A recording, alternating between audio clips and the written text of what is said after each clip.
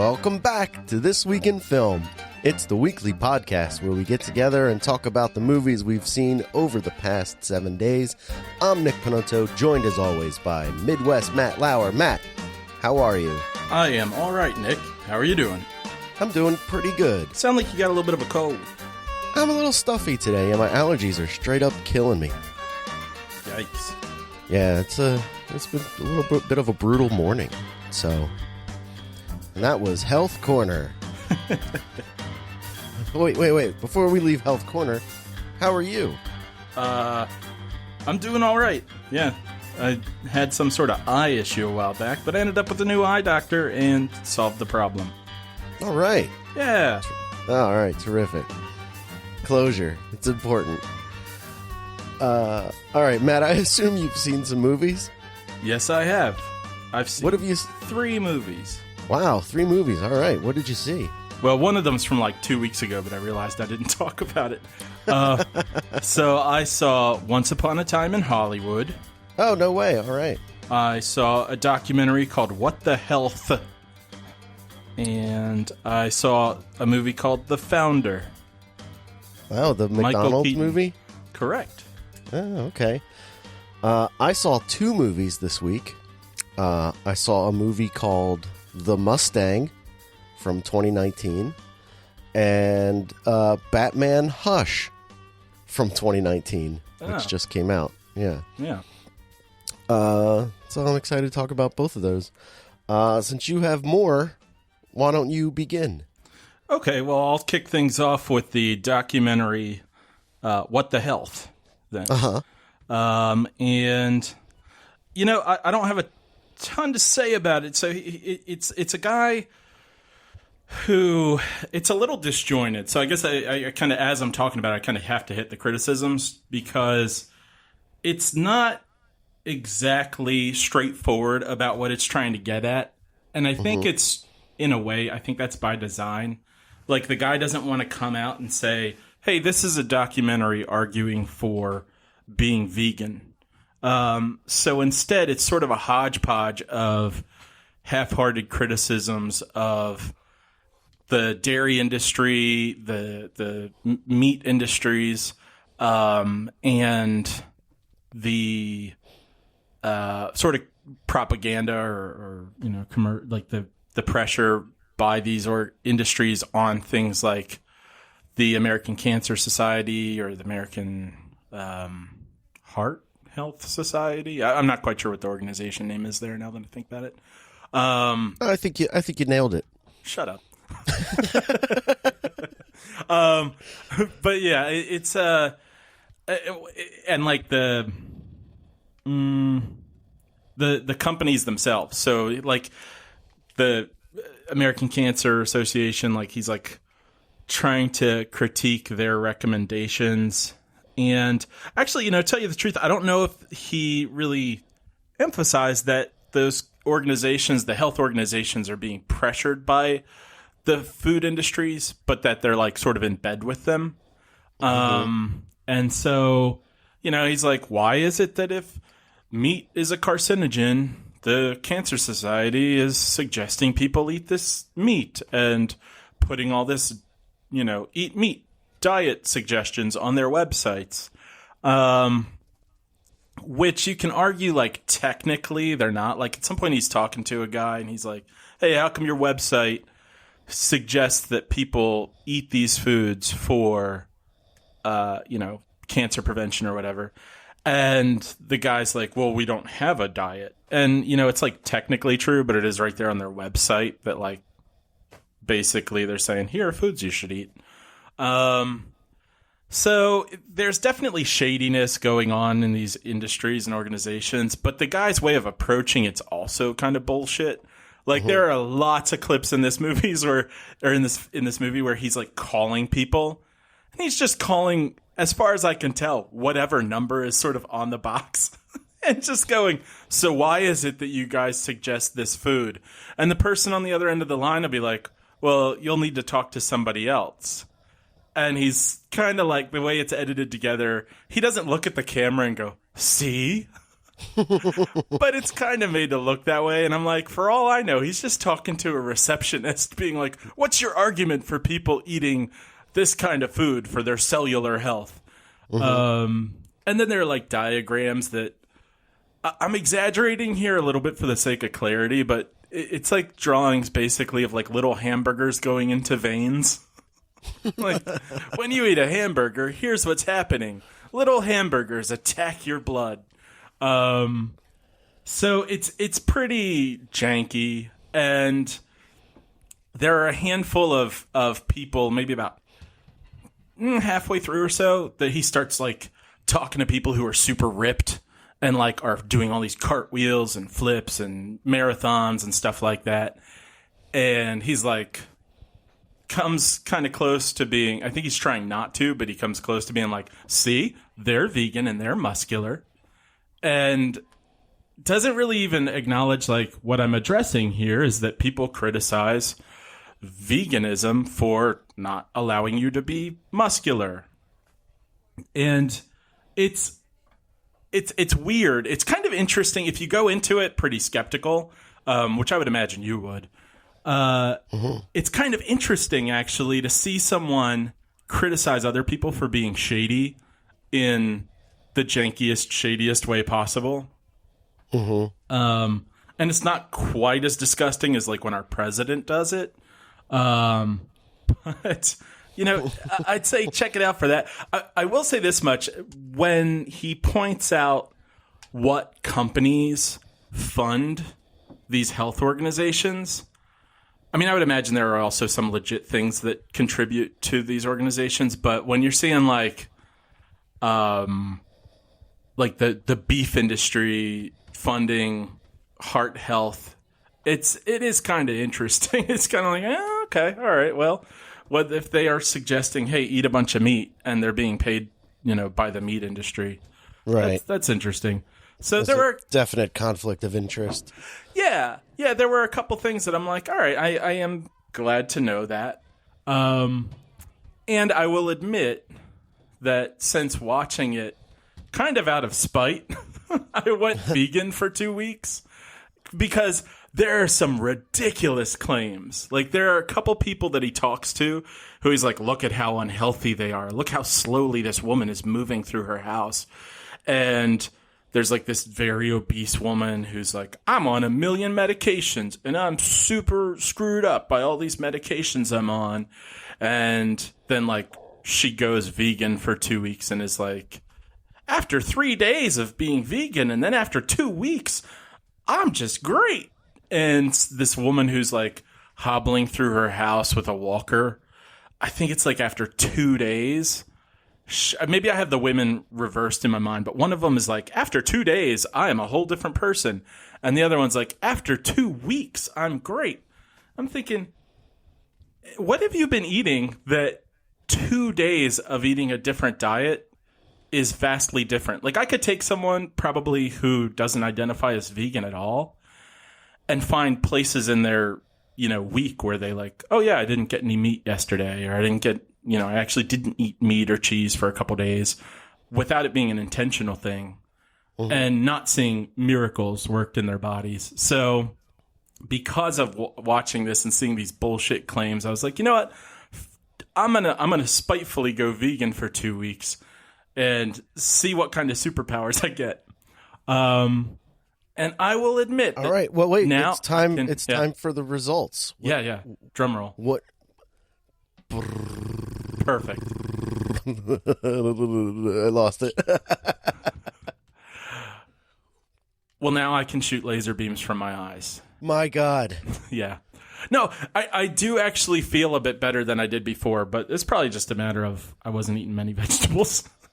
Uh-huh. So I have changed my diet a little bit, and it's pretty good. So I'll give it that, but I probably could have done that without being motivated by spite from a crappy documentary and just decided to be a healthier person. So anyway, that really is kind of the documentary in a nutshell. I kind of want you to watch it just for you to go in with a skeptical eye and be like, wow, this is really shady. Yeah, I'm not gonna watch it. I watched. Fair enough. I watched most of. I want to say Food Inc. I think that was it. There was like a whole bunch of those vegan documentaries that came out like around the same time period, and I think Food Inc. is the one I saw like towards the end of because my wife was watching it, and I just got so furious by the end of it. Did you see that one? I haven't. I could be wrong, but like the part that I remember the most is at the end when like the main guy is talking about how powerful salads are to eat and how eating salads will cure your cancer and how the medical community doesn't want you to know that, and how because he ate salad he got cured of cancer, and this other lady who ate salad got cured of cancer. And they're all just sitting around this table eating this out of this giant salad bowl. And they're all like, they're just so happy to be having salad without cancer. You know who's not at that table? All of the people who've died of salad cancer. Yeah. And I'm just like, I mean, this is like the whole time I was watching it, I was like, this is so self-serving. It's they're not really delivering any real information. It's all like fear-based propaganda to say that the meat that you're eating, the meat and the cheese that you're eating is killing you, and the only way to save yourself is to eat greens. But you better make sure that they're organically grown because the big conglomerations want to give you salad cancer from their giant salad farms. You got to eat locally produced salad. It's important. And I'm just like, salad is salad. It's the same ingredients. It's just carbon. And there's no such thing as toxins in your body. Like you have a liver and kidneys. They eliminate toxins and then you pee it out. That's how that works. There's no such thing as a detoxifying your body. It's just all guru-y BS. Well, yeah, I haven't seen the other one, but it sounds like kind of a similar feel in terms of like the arguments seem like they are pulled from, you know how when you open your phone, they're just like random recommendations and stuff? Like you should read this article or this article. And you're like, what? Vox, yeah, that's from Vox. One thing's from Fox, one thing's from JoeBlow.com, whatever. Like, yeah. It seems a bit like that sometimes. And that's kind of how this movie felt, where I'm like, these just feel like headlines from people I don't necessarily have any, well, I don't have any reason to believe more than anything else. Right.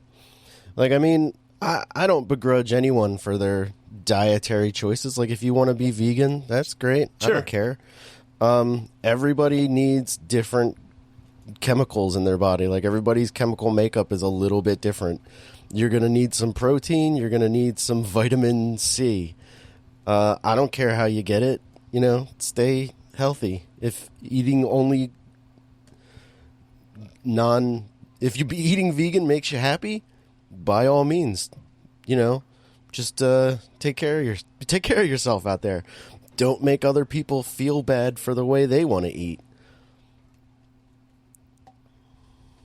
Agreed.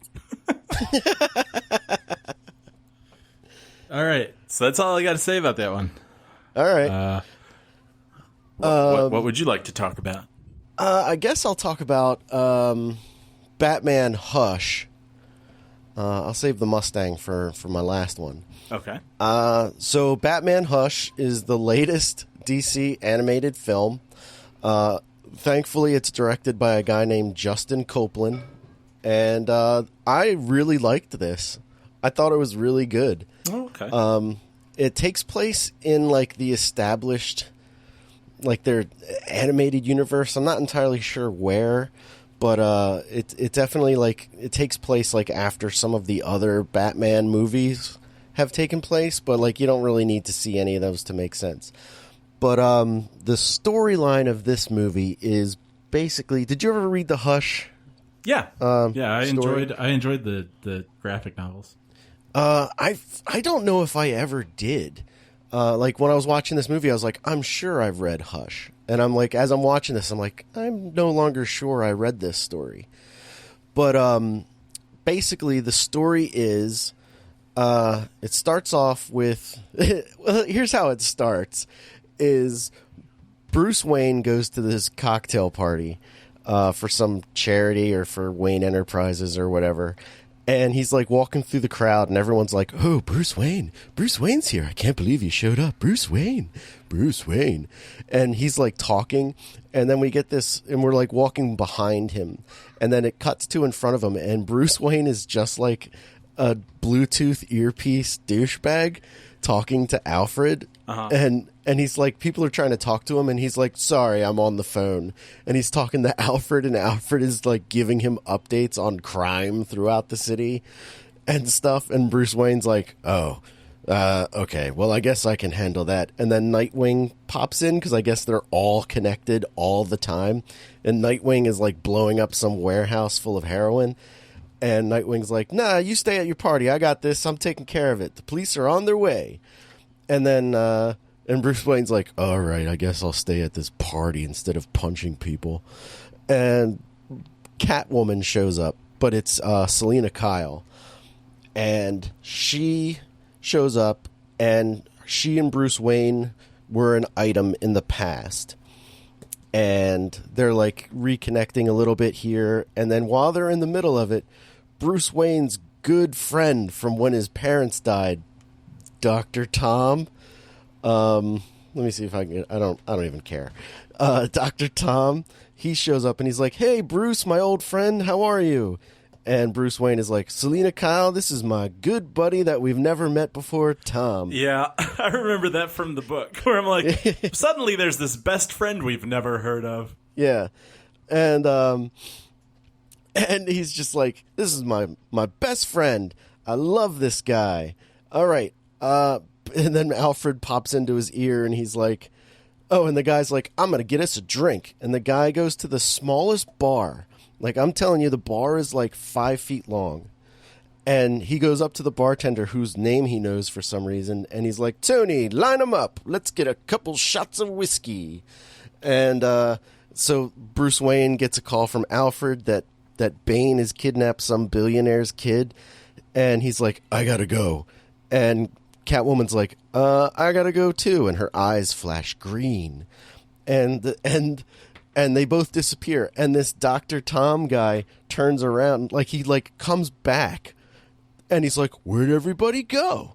And I'm like, "This bar is so small, you had to have seen them leave. You had to anyway." And so Batman goes and fights Bane. Bane seems like he's under mind control. And it turns out he is, and he's under mind control of Poison Ivy. And then Catwoman is also under the mind control of Poison Ivy. But the storyline continues in that Poison Ivy is being like coerced by this new villain named Hush, who's like this guy who just wears bandages all over his face because he's trying to hide his identity. And so then the Batman is chasing Catwoman, who has stolen this ransom money from Bane, and he's chasing her, and this guy Hush has this sniper rifle, and Batman and Catwoman are playing their little game of cat and flying mouse.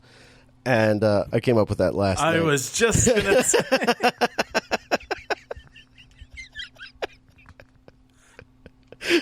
I was proud of that one. That joke comes to you courtesy of planning ahead. I thought of that last night because I was going to say cat and bat, and I was like, well, that doesn't make sense. But cat and fly. Anyway. And, no, please continue the analysis of that joke. So, no, that's all. And so Batman is like swinging behind Catwoman, and they're doing like their chase that they've done for years where he follows her.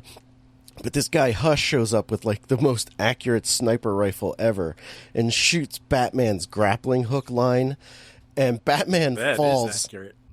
And Batman falls like 300 feet to the ground and like lands on his back. He like slows himself down a little bit by grabbing like a gargoyle off the side of a building, but he still falls all the way to the ground and hits it. And so Catwoman like shows up and she's like, "Oh no, he's really hurt." And then Batgirl shows up out of nowhere, and it's at this point you're like, "Hey, is this the same universe where Batman and Batgirl were banging each other?" Because now I'm a little confused because Batman and Catwoman are banging each other in this movie. I think they're working their way towards a threesome in these things. I'm into it. And anyway, so Batgirl and Catwoman have this fight, and then Catwoman leaves. She's like, "Just get your boss to the doctor." And so Catwoman somehow gets Batman back to the Batcave, and he's in the Batcave, and they've got bandages all over his head, and they're like, Alfred's like, "He's beyond my help here." And they go, "Okay, well, we're going to have to take him to the hospital." And Batgirl's like, "Batman can go to the hospital?" And Nightwing is like, "No, but Bruce Wayne can. You go take the car and smash it on the side of the road," which I feel like is from the Nightfall storyline. After Bane breaks his back. Well, I mean, I get where it would fit. I just don't remember if that was in there or not. The Crash the Car cover. Sounds right. Yeah, like Robin and Alfred go out and smash a car up with like bats and sledgehammers to make it look like Bruce was in a bad car accident. And I guess they repurpose it here. But anyway, so like the very next scene is Bruce Wayne in like this is totally recovered in this hospital, and his best friend, the brain surgeon Tom, is like, "It's a good thing I was in town, Bruce. Good thing we're such good friends." And you're like, and immediately you're like, "Oh, is this doctor guy Hush? Is that what's going on here?" And I won't spoil if it is or not, because this was a fun movie. It's definitely way better than many of the other DC animated movies. The twist at the end is a little crazy, but I was like, I'm into this. And the dynamic between Batman and Catwoman feels a little forced. Oh, and there's like weird mouth noises when they kiss each other. Like at one point like they're getting close to each other real slow, and then they start making out, and then you just hear, and you're like, it's weird in the graphic novel too, because I remember on the page where they're kissing, for some reason it says "squee squee." I'm just kidding. But it's a cool movie. I would recommend checking it out. It's definitely one of the better ones. So if you're in the mood for like a fun tale, check it out. The action in it is pretty good. The dialogue is not delivered in that completely stilted manner that I can't stand. And, where the timing's all off. Yeah, like this. There's a few moments of that in this. I wish the animation was a little better. It still has that cheap animation look to it. And especially like being based off of a comic that Jim Lee drew. Mm-hmm. And like Jim Lee's like a phenomenal artist. The Hush novels were really nice looking. And this is like that bland DC animated universe look to it. It's a little too geometric, like sharp corners and stuff. Yeah. And I don't care for, who's the actor that plays Batman? Jason O'Mara. Jason O'Mara is Batman. I don't really care for his Batman because his Bruce Wayne and his Batman, I think, are the exact same voice, and that always bothers me. Superman shows up in this. Of course. Which is he in the Hush storyline? Like, is he part of it? Honestly, I don't remember. Yeah, because it feels kind of out of place, like the whole Superman part of this movie. and but it kind of works, and it's worth checking out. So yeah, that's really all I got for Batman Hush. Okay. Oh, at one point, let me add this. So Batman has like major brain surgery to keep him from dying from Dr. Tom. And Dr. Tom's like, so you're going to have to stay in bed for like 3 weeks. And Bruce Wayne's like, sure. And they get him back to Wayne Manor. And that night, he's in the Batcave getting ready to go out on another mission. Uh-huh. And Alfred's like, Master Wayne. Oh, yeah. And the guy who does Alfred's voice is terrible. It does not fit. And he's like, Master Wayne, you were told 2 more weeks of bed rest. And Bruce Wayne's like, yeah, well, I got to go to Blackgate Prison, so that's not going to work. And then Alfred goes, I expected as much, so I had this prepared for you. And he like pushes a button, and out of the floor comes some new Batman costume. And it looks basically the same, except Alfred said, there's a bit more padding in the head so that you don't take such terrible head blows. And I'm like, that's not going to stop. You just had major brain surgery, and you just put some padding in his helmet. That's gonna stop him for when he gets smashed against a wall by Clayface. See, I'm thinking, why isn't that already in there? Right, yeah. Your head's kind of important. Yeah. I like, what's that scene in Batman Begins when they get like that big shipment of helmets, but they're like made wrong? Oh, and they all like crack and stuff. They're all, yeah, and doesn't Alfred make a joke like, just try not to take any blows to the head? Something like that. It's something in there. Yeah. But yeah, Batman Hush, worth checking out. All right, cool. I guess the big movie here is Once Upon a Time in Hollywood, so I'll hit on The Founder. Okay. So for anyone who doesn't know, The Founder came out a couple years ago and stars Michael Keaton as Roy Kroc, who is not the founder of McDonald's, but the guy who basically took over McDonald's from the two brothers, the McDonald brothers, who did start the company. And this movie it does a good job of telling the story for the most part. And I mean, I just watched it last night, so I haven't had a lot of time to like think about it. But I kind of walked away from it going, I could have done without seeing that. But it's not because it's bad.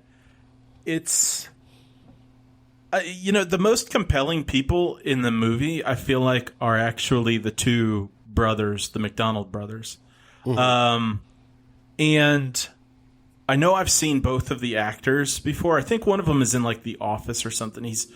Or maybe what's that movie or that show that's like The Office that people like, but it's not? Parks and Rec. Parks and Rec. Yeah, I think he's on one of those.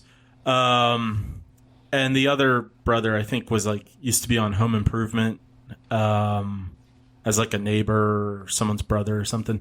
Not like movie star guys. Laura Dern's in this as Ray Kroc's wife.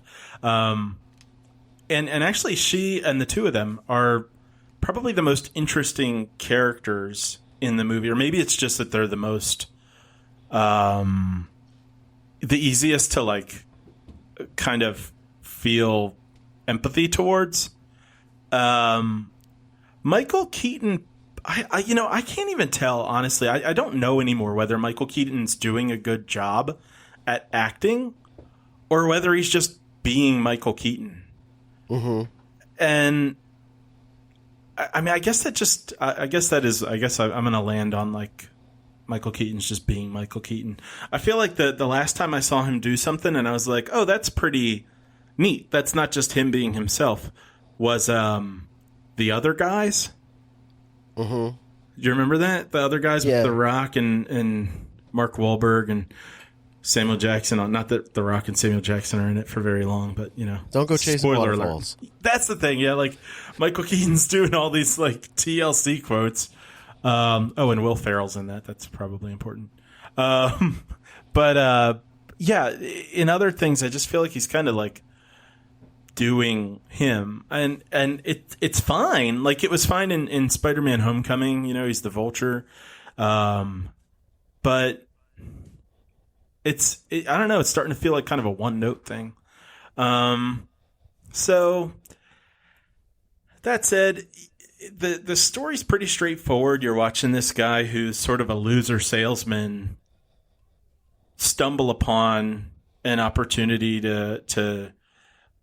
it's half stumbling and it's half his ambition, because he's just like trying different things. Every time he's talking to somebody about like, hey, I've got this idea, they're like, oh, here he goes with another idea. And then it's kind of like a guy who seems like just a sort of loser having things work out, and kind of looking retrospectively at it, you can go like, oh, he was probably an asshole the whole time, but he became a powerful asshole. He started out as a loser and became a powerful asshole. And it's a decent movie. I wouldn't advise against watching it, but it's very familiar if you're watching like a biopic and it's about someone who's a bad person, which I feel like most of them are. Most of the biopics are like, you're going to watch someone be a jerk. And sometimes they get some comeuppance and sometimes they don't. I won't spoil this one on whether or not he does. It's a decent movie. It's long. I expected it to be like an hour and a half. It's definitely over 2 hours. Oh, wow. Yeah. But it is, if you're at all curious about like the history of McDonald's, it is actually a pretty interesting movie in that sense. And that part, I'm kind of glad I saw that, because I've always kind of wondered about, I'd heard different things about like McDonald's was originally a pretty nice, good-hearted company, and now it's this like monster. So you do get to see that happen. So if you're interested in that, check it out. It's worth a watch. And they call everything McDonald's and stuff. Like they don't have to like dance around copyrights and trademarks and call it like Whack-Donald's. Oh, no. This is very much like, it's very much just like, it is what it is. It's not a, it's not an analogy of a real life story. It's just like, here are the people. If they wanted it to just be a documentary, it could have been. Okay. So it's, I guess the only thing I could think of is like The Social Network, how like they use like everybody's real names and that, and like I guess it's based on actual events kind of a thing. That description fits. I never saw The Social Network, and I probably won't, but it's excellent. That's what people say. So yeah, that's it. That's all I got. Okay, great. Well, then that brings me to my other movie that I saw called The Mustang. Don't ask me why we decided to watch this movie. We just like kind of saw it. My wife was like, let's watch that. And I went, all right, it's an hour and a half or an hour and 36 minutes. Let's check it out. So we turn it on.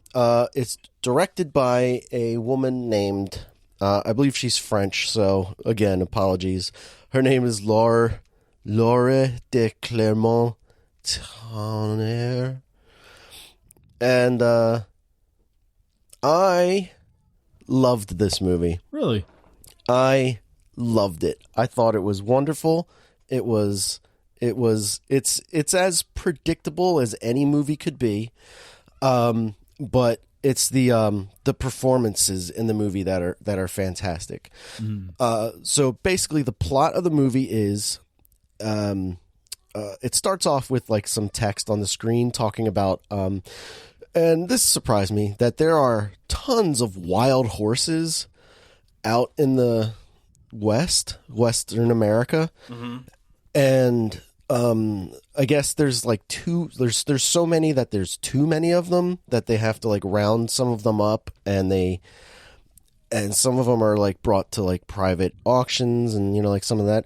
But the main crux of the story is that some of these horses get brought to prisons, and one of the rehabilitation programs they have at some of these prisons is that the prisoners basically work with these wild horses. Like they break the horses down and then get them ready to be like auctioned to become like police horses. If that makes sense. So like they take these wild horses and then like they train them. It's basically the story of this one inmate named Roman Coleman, who is played by this actor. Apologies again, Matthias Schoenaerts, who is like a Belgian actor, who isn't in anything else. Like I looked at his IMDb. He was in Red Sparrow, but I never saw that. But like he's in, I guess, a lot of Belgian films. But this guy was so good in this movie. I mean, like the acting that this guy does, like from the first minute of the movie, you're like, man, this guy is really intimidating. And he's just got this like smoldering intensity about him. And he's like this violent criminal who's in prison for terrible things. And he's, you know, he knows why he's there. And he's just recently been transferred to this new prison. He's just been transferred to this new prison, and the movie starts with this psychologist lady basically giving him this test, and he is beyond bored, and like he doesn't have any lines for like the first 3 minutes of the movie while this psychologist lady talks to him, and just the like look of like disgust and disinterest on his face. You're like, I love this man. This guy is amazing. And basically, long story short, he gets assigned to the horse program, and he's like this gang-ish guy. You don't really learn a whole lot about his backstory, but he's got like tattoos on him, and like some of them seem like gang tattoos. Like I don't know anything about the Latin kings, but he's got like this tattoo on his neck that looks like a crown, and I'm like, oh, I wonder if he's a Latin king because of that. You know, like he definitely wasn't a good guy out of prison. And not that all gang members are bad people. and so anyway, so like he starts working with this horse. He doesn't know anything about horses. Bruce Dern, who is like 700 years old at this point, is the guy in charge of the program, and he like puts him in with this Mustang who like is like crazy, and basically he and the horse have a lot in common. They're both out of control. They're both unbreakable spirits, kind of a thing. And it's like at this point you're like, I know how this movie's gonna go. You know, like you figure out what the plot of this movie is going to be from like the first 5 minutes of the movie. You're like, okay, he's gonna learn a lot about himself. He's gonna learn a lot about the horse. The horse is gonna learn a lot about him, and all that stuff basically happens.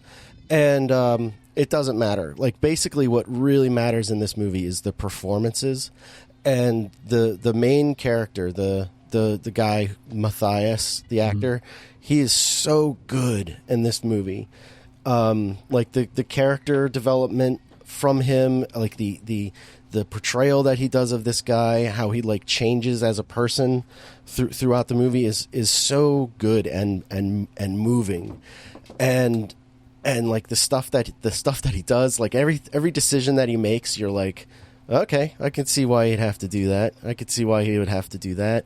And then, like, when he succeeds at stuff, you're like, yeah, man, you're doing it. And then when, like, he fails at stuff, you're like, just get back up on that horse, literally. And you're like, okay. And then the other thing is that the second best actor in this movie is the damn horse. The horse is amazing. Like this guy and this horse, like I want them to be in another movie together. War Horse 2, second shot. Well, I was talking to Jill about this while we were watching this movie, and I was like, do you remember when we saw Hidalgo? Yes. And we were both like, this is the greatest movie that there ever was. You, me, and Troy. I think it was Chris, actually. I don't think Troy was there. Was it? No. Okay. I think it was Chris, because we went to go see something else that was sold out, and we were like, well, let's go see Hidalgo and make fun of that. Huh. And I found it utterly enchanting. Yeah, we were all like, wow, that was a lot better. We thought we were just killing time. Yeah. And then we saw it again, and I was like, oh, this isn't as good the second time. Yeah, like this is kind of terrible. Yeah, I don't understand what happened to the magic of Hidalgo, but like if you haven't seen Hidalgo more than once, check it out because the first time was great. But like the horse acting is just amazing. Oh, and I was supposed to make this joke that Sarah Jessica Parker plays the horse, and she does a great job. What an original joke. And Nick, that probably really hurt her feelings. I happen to know she's a listener. Sorry, JP. Yeah. SJP. Jeez. You're just hurting her every way you can. Oh, sorry. I did like Hocus Pocus. And, yeah, if you're looking for a movie that is, like, it doesn't make you cry or anything like that, but, like, the emotional performances and character development and just, like, an overall pretty decent story told very well, I would really recommend checking this out. What's devastating is that I looked at the IMDb rating for this movie, and it's 6.9. Wow. And that Alita, it is pretty low, especially for something like this. And that Alita Battle Angel movie was like 7.2 or 4, something like that. And I'm like, that movie was terrible. My wife brought up a good point. She's like, more people saw that than this. And I looked at it, and like the Mustang only has 4,000 some reviews, and the Alita Battle Angel has like 10 times as many as that. So I imagine that plays into it heavily. But that doesn't necessarily mean it should get more points, because if people see it and they like it. Yeah, you're right. But I mean, as far as like, a lot of people saw the last Star Wars movie too, but a lot of them didn't like it. Yeah, I was one of them. I know. And it's a very predictable movie, but you're there for the performances, and I would highly recommend checking it out. Okay, cool. And then that brings us to, you saw a movie in the theaters, Matt. I did. Good catch.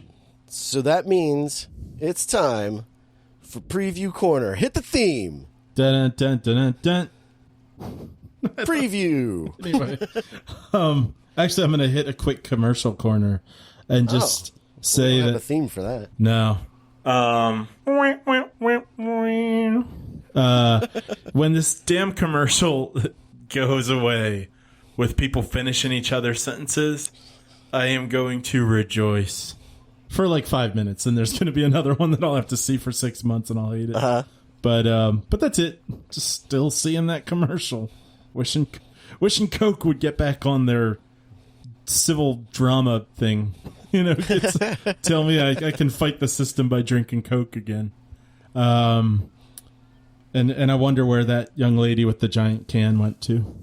You're talking about the Coke can. Yes. So on to Preview Corner. First I saw a preview for a movie called Good Boys. And this was I think of all the previews, this is the only one that was a red screen trailer. So like the trailer itself is rated R. Oh. And it is nothing but like 3 or 4 young boys cursing, like just dropping F-bombs left and right. And it's all about them finding out about sex and stuff. So it's like very, very crude. And I got to say, for the first half of the preview, I was just like, all right, this looks like another, we're just going to try to shock you. And, half the idiots out there will think it's funny just for that. But by about halfway through, I found myself kind of laughing. And I don't know that I necessarily want to see it, but I will admit, like, by the end of it, I was like, this preview could go on longer. I wouldn't mind. Oh, okay. But then it didn't. It was called Good Boys. Good Boys, okay. And then I saw a preview for a movie called The Kitchen, which is about... The Kitchen? Yeah. And or at least that's what I think it was called. And I I might have just been trying to write down stuff from the preview before that, so I missed something here or there. But it's a bunch of women who I believe their husbands were into like shady stuff, like the mob or something like that. And then the wives of all these guys are like, our husbands suck. Let's take over this town. And so they all just like become the the heads of whatever this organization is. Yeah. And there were a lot of famous people in it, but I can't think of any of the folks that are in it right now. I think Elizabeth Moss might be in it. And that's all I got. And then I saw a preview for a movie called Hustlers. And it's J-Lo and a bunch of strippers. And I think J-Lo's a stripper. And they're trying to make money. That's all I got. And then I saw a preview for this. So it's this preview where they're showing all these people fighting in different wars. And this guy's like, yeah, we are this special elite something something. And here's what it's like to be this special fighting force. And I'm like, this is kind of strange. I can't tell like if I'm seeing like time travel and people are going to different places, or if this is an organization that's lasted for millennia or what. And throughout the preview, I'm like, there's something about this that feels kind of familiar. And then at the end, I found out that the movie is called The Kingsman, and it is the third of the Kingsman, what I suppose is a trilogy. What? Yeah. There's a third one already? Apparently. I mean, I don't know when it's coming out, but looks like it. And it. Did you see that second one? I can't remember if you did. I did. And I thought it was less good than the first one. Right. But yeah, so and I don't think it had. I don't think I saw any of the same actors. I'm pretty sure. So I'm not quite sure what the actual deal is with like who the main character is supposed to be or anything. I think the preview is really just focusing on this whole history of it thing. Wow. And then I saw a preview for a movie called Knives Out, which is an ensemble murder mystery movie that's got Chris Evans and Daniel Craig playing someone with a Southern accent. And, there were a lot of people. Jamie Lee Curtis is in it. Toni Collette's in it. And it's like a bunch of family members all together because someone died, and I guess there's something trying to be figured out about who gets their money or whatever. And Daniel Craig is the Sherlock Holmes in this situation, even though he's got a Southern accent. And he's basically trying to figure out who done it. And in the midst of it, he's just finding out these are all really terrible people. It looks kind of entertaining. It has that feel of like when you finally see it, it could actually like really, really suck.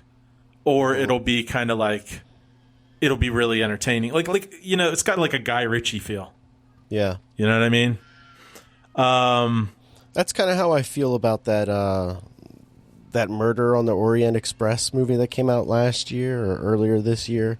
Yeah. Where it had like that huge cast, and I was like, this is either really good or it's terrible. And I think the consensus was that it was terrible. Yeah, it's very much the same preview. It's just like if you wanted to take that and make it R-rated. Mm-hmm. Seriously, like I couldn't have. But that's exactly the perfect connection to make there. So, yeah. And then there's a movie that I called Race War Cop Killer, but it's actually called Queen and Slim. And apparently, for some reason, this movie has Flea in it because, it's his heyday. But it's got the guy from Get Out, which Nick still needs to see. We almost watched it last night. Oh, my God. But then we watched The Mustang. Jesus Christ. Just watch the damn movie. You're going to hate it because it's going to be so overhyped at this point. Yeah. But it looks like this movie's it's pretty serious. And it looks a little bit like, kind of Bonnie and Clyde-ish, but it's not actually like they're not outright criminals. It seems like the main character and his girlfriend, or maybe she's the main character too. Like they're out. I just don't recognize her, but I've seen him and stuff. They're out on a date and they get pulled over by a white cop, and he starts getting abusive to them, and something goes sour. And instead of the black character getting shot, which like real life, instead he's like gets the gun or something and ends up shooting the cop. And the rest of the movie is sort of them trying to escape, and also sort of having a following of sorts. Like it's recorded, and I guess it gets, it's out in the news, and then people are, it's sort of commentary on feeling disenfranchised, and like I kind of get the sense that it's a bit like the O.J. Simpson thing, where it's like, wanting to see people not just follow through the same pattern of what happens, repeatedly, and things being kind of reversed. But I can't tell. I couldn't tell from the preview whether it actually looked like it was a good movie or not. I get the sense that it's got good commentary to make, but I couldn't really tell whether it was like something I feel like would be like good. Just like good to see. Then I saw a preview for A Beautiful Day in the Neighborhood. Oh, yeah, I saw that trailer. This is a movie where Tom Hanks is playing Mr. Rogers. Uh-huh. And I can't tell, like, if they're trying to imply in the preview that, like, Mr. Rogers actually had some shady stuff in his closet, or if they're just trying to say people would think he does, but he's actually the one good person in the world. There's nothing more to it. But I gotta say, I watched Mr. Rogers when I was a kid, and I don't think of it as something like, I don't like remember it very fondly. But throughout the preview, I'm like, man, I love Mr. Rogers. So I don't know what to make of it, but I'm willing to see it. Yeah, I saw that trailer. I was like, well, this is going to be 2 hours of Tom Hanks just smiling, and I'm like, and he'll probably win an Oscar for it, because there's no one in the world that's best suited to play Mr. Rogers than Tom Hanks. Yeah. I thought it looked pretty good. I feel like they're going to go with Mr. Rogers as the most wholesome being that there ever was, and that the other main character in the movie, the guy who's doing the story on him, is the guy who's got like a bunch of shady stuff in his past, and he's got to overcome that because he realizes the love of Mr. Rogers. Yeah, I mean, with the story you told earlier, I think basically Mr. Rogers is the horse, and the reporter is the criminal. Yeah, and they're gonna learn some things about each other, and he's gonna break in that guy, or break in Mr. Rogers. I don't know. He's gonna break Mr. Rogers' spirit. The analogy falls apart at some point. And then last but not least, I saw a preview for Zombieland 2. And I gotta say, trailer as well. I really enjoyed Zombieland, and this looks like crap. There was nothing in this preview that like I actually found funny, but it seemed pretty clear that the movie thinks it is. And I was like, where's a good joke? You got what's probably 2 hours to choose from, and you got nothing. So, I don't know. But, to tell you the truth, I didn't expect much from the first one. I think I went and saw it because the person I was dating at the time wanted to see it, and I was like, all right, well. And then I saw it, and I had a good time. I thought it was really funny, so maybe I'll be surprised. Yeah, I really enjoyed the first one. This one, the new trailer, I was like, It looked like a lot of, hey, look at Woody Harrelson dressed differently. Here he is in an Elvis costume. Here he is looking like something else. Yeah. So, yeah. I did like the little sequence where like they meet that other girl, and like Emma Stone is like jealous or whatever. And she's like, oh, you told her the rules. And he's like, just a couple. And I was like, oh, that's kind of cute. And I was like, that's funny. But But for the most part, I was not super impressed by it. I did like at the end where Thomas Middleditch showed up, and there's supposed to be like another version of... Yeah, it's like that Seinfeld episode where there's like a bizarro version of everybody. Yeah, that's a great example. Yeah.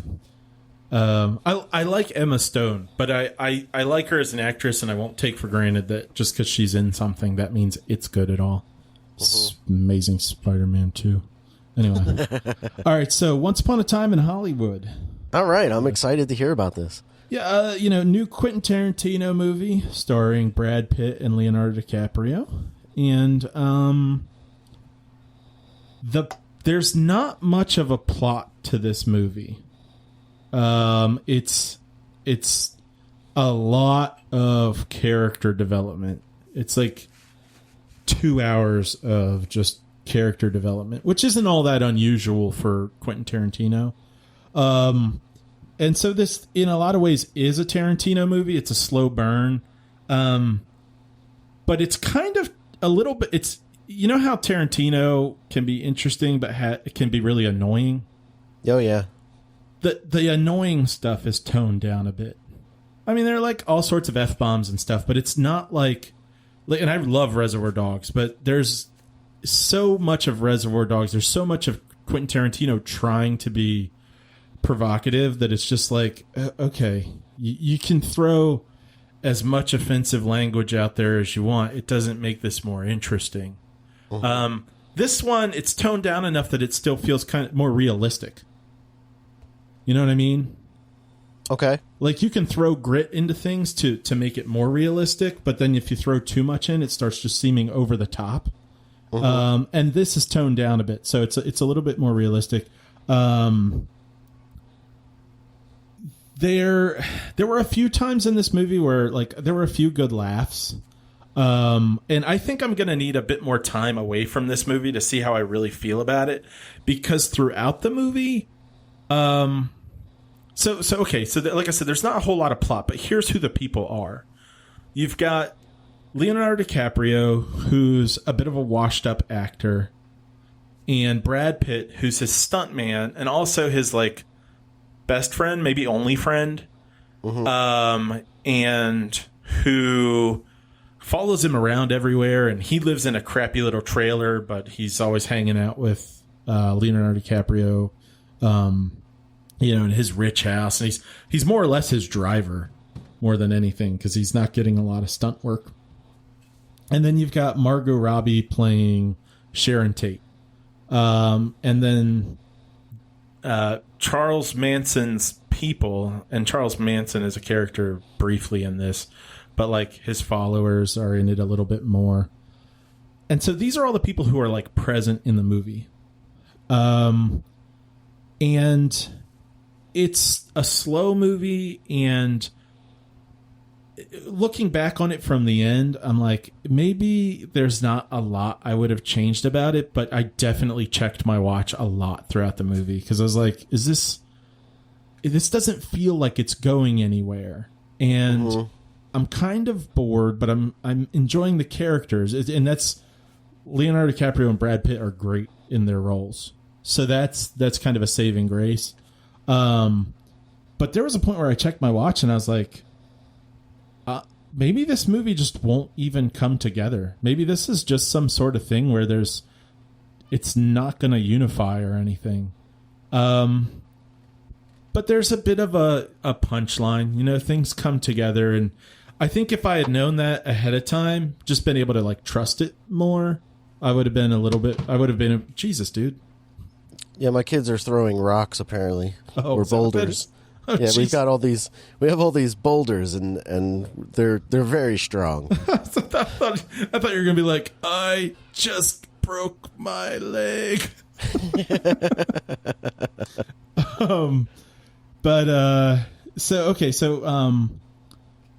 It does come together, but it's probably, now I've never seen, what's the one that you watched a couple months ago? Oh, Hateful Eight. The Hateful Eight, yeah. Yeah, I've never seen that one, but I know it's a real slow burn.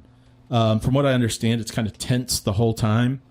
Yeah. This movie doesn't have that tension, So it's weird in this way. It doesn't feel quite so compelling. A lot of feet. Quentin Tarantino, I know he's not planning on making many more movies. It seems like he's trying to get as much feet in as he possibly can while he can. Yeah. And I'm not a big fan of feet, so I didn't really enjoy it. Wiggle your big toe. Oh, right. Yeah. And so anyway, it's kind of a long road to a punchline that does work. But I think it could still have been edited down a bit. Again, I might feel a little bit differently in the future, but for now I'm going to say if you went through with a comb, you might leave all the scenes, but you could probably make most of them a bit shorter. And there's a preview out that says they say in the preview Margot Robbie is the heart of the movie or something like that. Mm-hmm. And that's just not true.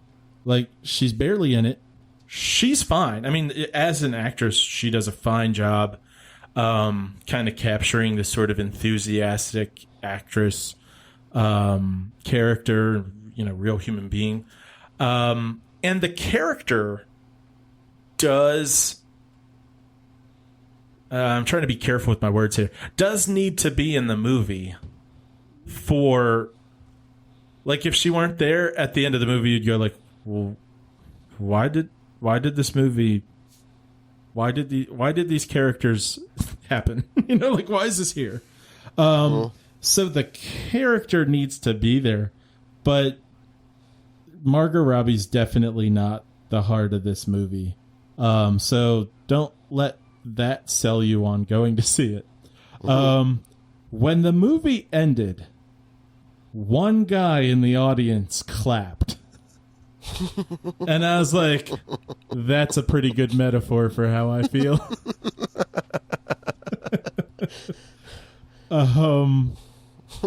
Yeah, I'm like, this is a good metaphor for the hype versus the product. A lot of hype, products okay. I will say this, though. As far as the characters go, Leonardo DiCaprio, especially Brad Pitt, are really fun.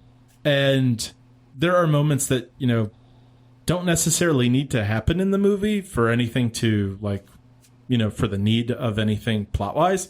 But I'm like, I'm glad that scene was there. Like, Bruce Lee is in this movie.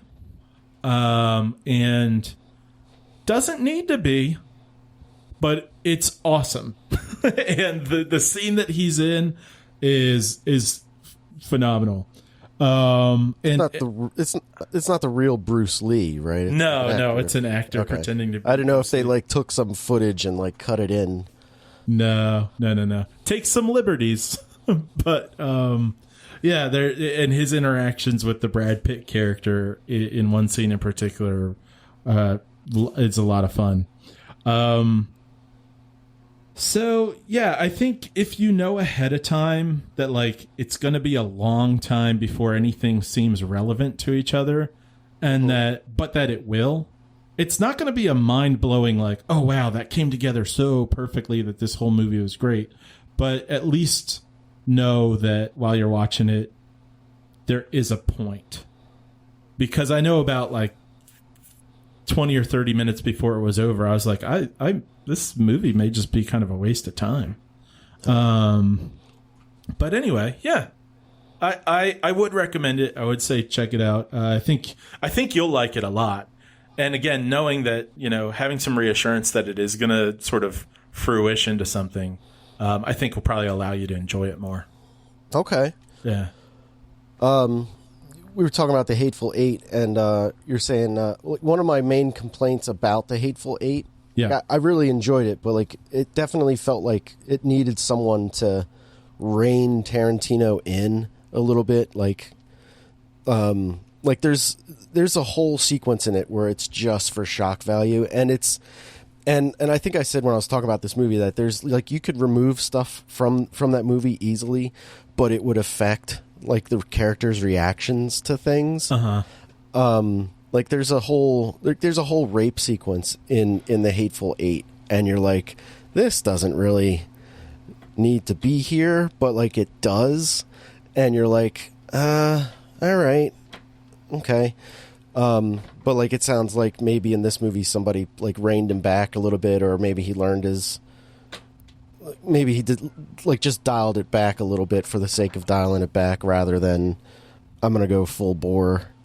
It's pretty strange because like the rape sequence in The Hateful Eight is horrifying and distasteful, and like you could do without it, but at the same time, without it, the stuff that happens next wouldn't be as powerful.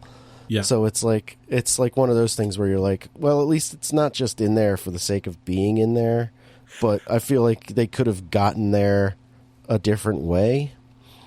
I would say this is very, very similar, actually, but with the rather than it being over the topness that got that you're like, does this need to be here or not? It's more the. It doesn't feel self-indulgent because it's not over the top. It just feels like, do I really need this much time with this character? Just seeing them walk around? Or, do whatever they're doing. Like, does this scene really need to... Like, at the end, like I said, you could probably edit down some scenes, but even though a lot of scenes don't need to be there, at the end, you kind of do go, well, I'm glad all the scenes that were there for me to... like you said, kind of have the character react the way they do, or have it make sense, like feel really contextualized. So, it's like kind of like, yeah, okay, those do need to be there. But while someone may have reined in his over the top nature, I feel like he could have had someone rein him in a little bit, just in terms of like how much time he takes to do stuff.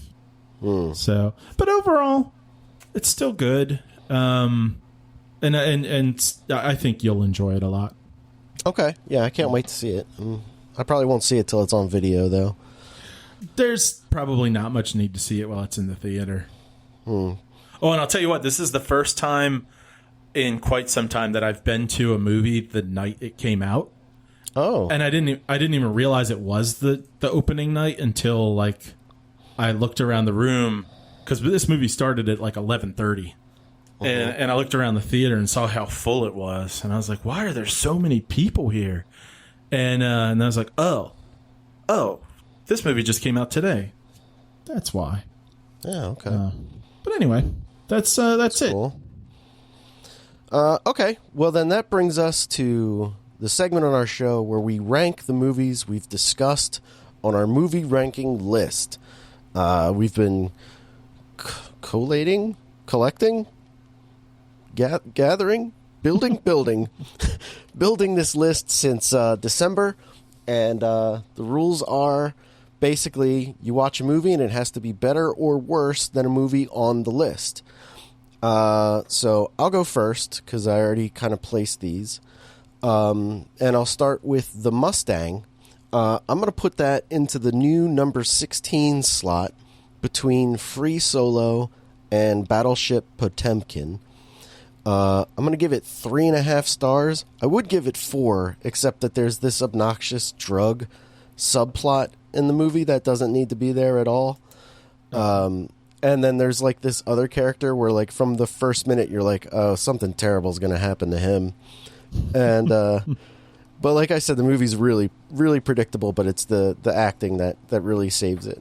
And it's total recommend. So I'm going to give that, if I didn't say, 3.5 stars. Cool. Then the other movie that I watched was Batman Hush, and I'm going to put that into the number 34 slot between Popstar and Outlaw King. And I'm going to give that movie 3 stars and a total, yes, recommend. All right, cool. All right. And that brings us to Matt's list. Yeah, and I'll go from the top.